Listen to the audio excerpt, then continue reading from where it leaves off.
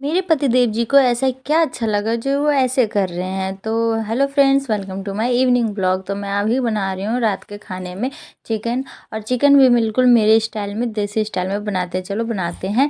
तो मैं अभी कढ़ाई में सरसों का तेल ले लेती हूँ। उसके बाद में इसमें जीरा का फ़ोरन डालूँगी। थोड़ा सा जीरा का फ़ोरन डाल दिया है और उसके बाद इसमें मैं लहसुन की कलियाँ साबुत और प्याज कटे हुए अपने अनुसार ले लीजिएगा। तो मैं इसमें डाल के उसमें नमक डाल के थोड़ा गलने के लिए रख दी हूँ। और यहाँ मैंने लिया है चिकन का पंजा, जो आप सबको अच्छा लगता है या नहीं लगता है आप कमेंट में बताइएगा। हम लोग को तो बहुत अच्छा लगता है, खासकर मेरी मम्मी और मुझे। ये लोग तो नहीं खाते पर मैं और मेरी मम्मी खाते हैं, सासू माँ। तो यहाँ मैंने हल्का सा पहले उसे डाल के भून लिया है। उसके बाद मैंने ऊपर से चिकन डाल दिया है, उसको भी मैं अच्छे से इसमें मिला लूँगी।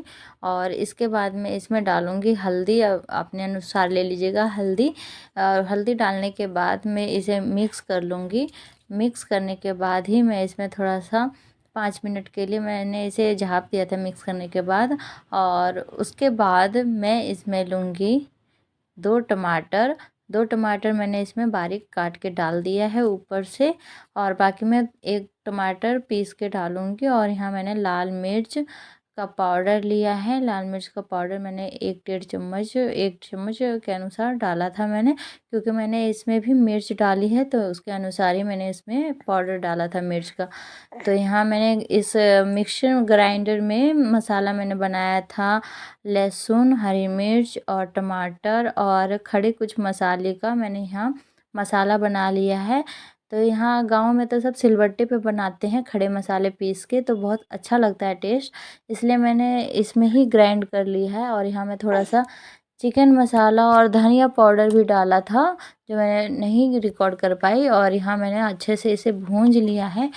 भूंजने के बाद मैं इसे अच्छे से 5 से 10 15 मिनट तक के लिए मैं इसे धीमी आंच पे पका लूँगी, जब तक इसका जो मसाला है चिपकने ना लग जाए, तब तक मैं इसे अच्छे से भूंज लूँगी। भूंजने के बाद मैंने इसे थोड़ा सा प्लेट में निकाल लिया था, नमक वगैरह टेस्ट करने के लिए मम्मी जी को दिया मैंने। और उसके बाद मैंने 1-2 पीस मैंने भी खा के देखा नमक कैसा है, पानी क्योंकि उसके अनुसार ही डालना होता है। तो मैंने इसमें थोड़ा सा भूंजा हुआ निकाल लिया था, गूदा गूदा का मांस। तो इसमें मैं अभी ये जो मसाला है, मिक्सी वाला मसाला का पानी, वही मैं यूज़ करूँगी दोस्तों। तो इसे फेंकना नहीं होता है, मैं इसे ही यूज़ करूँगी एज़ अ झोर में। तो इसमें मैंने डाल दिया है अपने अनुसार पानी। मैं रात को रोटी बनाती हूँ तो रोटी में उतना झोर या ये जो तरी है उतना यूज़ नहीं होता है, मतलब ज़्यादा नहीं खाया जाता है, तो मैं उसी के अनुसार डाल देती हूँ। और यहाँ देखिए मेरा ये चिकन भी खौल गया है, बन गया है। इसकी रंगत देखिए आप लोग, इसके टेक्सचर देखिए कितना अच्छा हो गया है। यहाँ ऑयल भी छोड़ दिया। और इसी को ही खा के मेरे हस्बैंड जी रात में बहुत ही अच्छा बोल रहे थे। मैंने पूछा तो वो बोल रहे बहुत ही अच्छा बना है।